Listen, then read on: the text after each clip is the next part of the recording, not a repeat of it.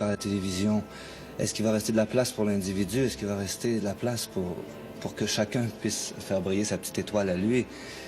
Et on finit quand même sur un chant d'espoir à l'univers, sur un appel à... On demande s'il y a une réponse quelque part.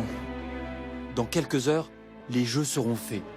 C'est le moment où on se demande pourquoi on s'est lancé dans un tel défi. Depuis le succès du disque, quand le succès du disque précède le show, on est obligé, les gens attendent tellement du show, on vit, ce qu'on vit c'est épouvantable. Ne pas penser, sinon ça devient horrible, on devient fou.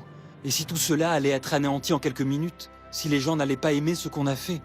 Pour Michel et Luc, c'est l'instant de vérité. Surtout, ne pas y penser. Jusqu'à aujourd'hui, seuls 96 000 spectateurs ont eu le privilège de connaître cette première version de Starmania. Jusqu'à aujourd'hui, car si on assemble des films retrouvés et jamais diffusés, des reportages de l'époque et les photos couleurs de Thierry Bocon-Gibaud, grand reporter et ami d'enfance de Michel Berger qui a couvert l'événement, on obtient alors la seule trace filmée de ce spectacle mythique. On peut alors toucher du doigt ce qui s'est passé le 10 avril 1979. Comment les personnages, Cristal, l'animatrice télé, Stella Spotlight, la sex symbole la plus célèbre du monde, 0 janvier, le milliardaire en quête du pouvoir absolu, Sadia et Johnny Roquefort, à la tête des Étoiles Noires, ennemis publics numéro 1, comment tous vont vivre leurs amours et leurs conquêtes de gloire sous les yeux de Marie-Jeanne, la serveuse de l'Underground Café.